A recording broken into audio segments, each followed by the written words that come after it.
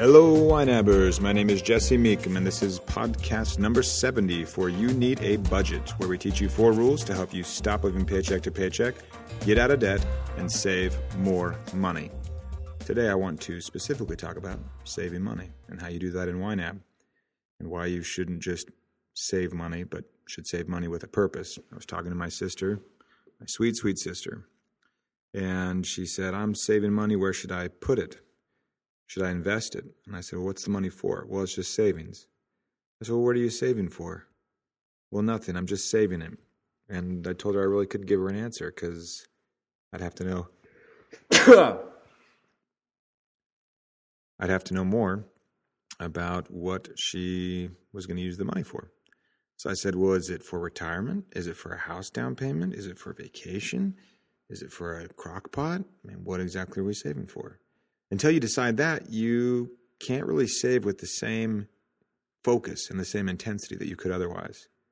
Savings that don't have a job, savings that are just savings, will be rated at the first sign of an emergency, of an excuse. So you'll say, oh man, this came up, well, let's just use our savings.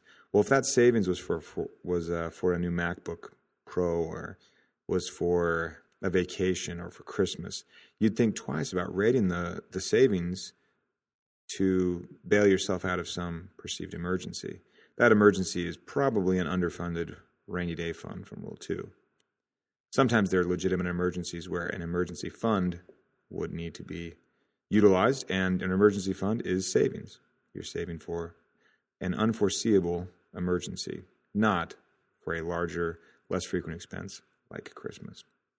So make sure your savings has purpose. And YNAB handles that really well for you. There are a lot of different ways you can handle savings in YNAB.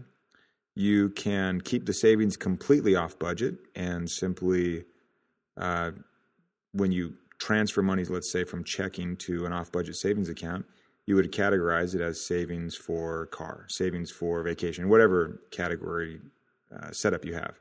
And the money flows out of the budget, and then it's gone. It goes to that savings. You don't see the savings on your in YNAB at all. It's not even an account, not even an off-budget account. It's just not there. So it's like an outflow.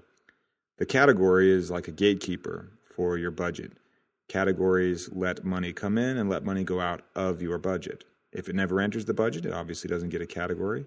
And if it's never leaving the budget, it doesn't get a category there either. So one way that you can do savings is to not have your accounts in the YNAB software at all. Another way is to have your savings as an off-budget account. That way you could record transfers, but you just want to make sure that your transfer out of your checking account is categorized because it's leaving the budget, it's going off-budget. And any transfer from your savings back to your budget would be categorized because it's entering the budget. And those categories are the gates for the budget. Another way you could do it is to keep your savings on budget, where you're transferring money from checking to your savings account and neither is categorized because the money is staying within the budget. In that regard, you can just use your categories and fund those categories, say $400 for a car replacement.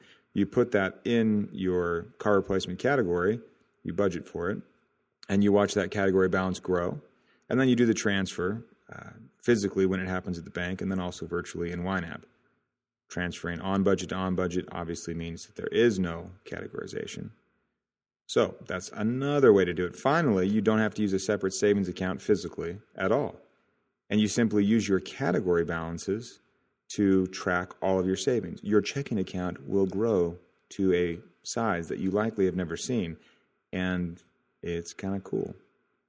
That's what we do. Our emergency fund sits in our checking account. Our new car fund, before it was massively depleted, sat in our checking account. We just have a big flush checking account. And then if little niggly things happen, like Rule 3 and having to roll with the punches, it makes it much easier to actually roll with those punches. So there's 4 different ways you can handle savings. We have a best practice way. I can't recall it off the top of my head which one of those it is.